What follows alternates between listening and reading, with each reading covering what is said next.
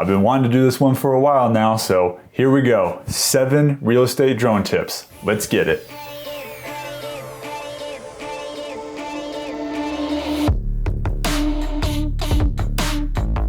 All right, so number 1, check your airspace. This is probably the biggest one. Some people it might not apply to if you live way out in the boonies somewhere, but for a lot of people, like myself, we live in an area that's suburban or city or an airport nearby where you're gonna have some controlled airspace. So I like to use an app called Aloft. There's one called AirMap that's pretty popular. I didn't like that one quite as much, but both of them work well. There's several others outside of that, but those are the only 2 that I have used personally. So you can go check those out in the App Store. They should be on Apple and Android. And also another big part of this, and the reason it's important, is because there's the Lance system. And basically this is what allows you to get real-time, like pretty much immediate permission to fly in controlled airspace. So I have been asked to go photograph many homes that I can only get permission to fly up to 50 feet.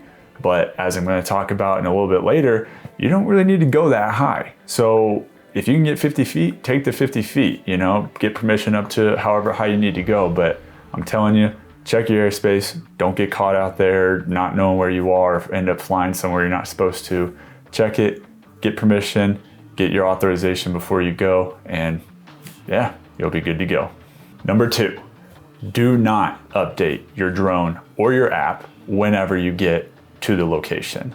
Sometimes it can take a long time, especially if you're going off of data. I don't care if you have 5G. Sometimes these things are just really slow. Not to mention if something gets screwed up and now your drone won't take off, well, that's gonna be an issue. The client's not gonna be happy. You don't look good. Just update your drone before you go, or ignore the update if you can while you're there and update it after you're done with the job. Just do not do it on location. Don't do it.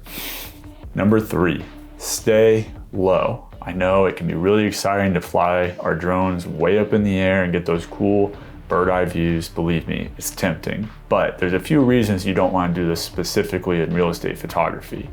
First, kind of like I mentioned in the first tip, you might not even have permission to fly that high, right? Sometimes I can only get permission up to 50 feet. So don't get in a bad habit of thinking that you're just gonna be able to get these crazy high, type shots of these homes. 2, even though you're taking aerial photos and you're trying to offer a different view, you still want the home and or the property to be the focus of the photo, right? If you get too high, it can start looking crowded if you're in a busy neighborhood or if a highway is nearby. You just want to kind of avoid that and really make sure that the home still is the focus. Now, real quick, I'm going to show you an example of my personal home. And this is just a shot from 2 different heights out in front of my house.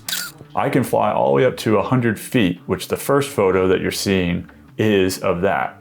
Now, if we come down lower, I'm at around 25, maybe 30 feet. And now you can tell that the home is way more the focus of this photo, but you can see the views off in the background and offers that nice aerial angle, but it doesn't distract the viewer from the property that they're looking at when they're going through these photos online.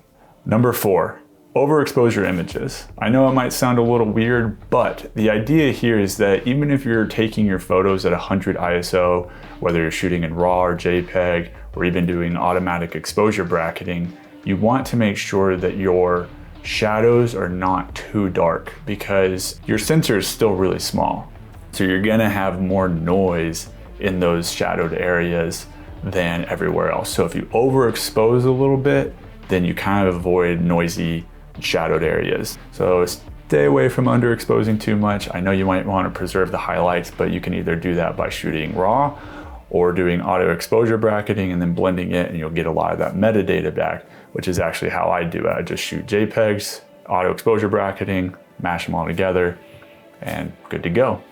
Number 5, don't over deliver. Now, what I mean by this is that I know it can be fun flying your drone around, getting all these cool angles, but at the end of the day, you are serving a client. And the whole point of you being hired to take these photos is so that they can put them on the MLS or Zillow or all the different places that they're gonna wanna put it.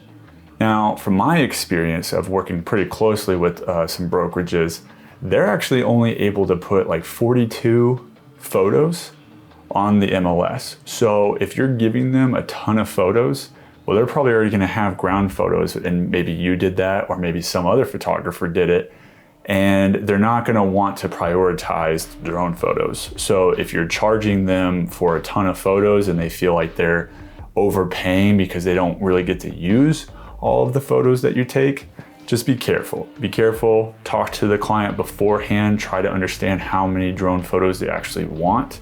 And just keep in mind that at the end of the day, they're gonna mostly be posting photos of the interior and ground photos over the drone photos. Number 6, sticking with the delivery theme, make sure you deliver at least one version of all your photos that are cropped to a 4:3 aspect ratio.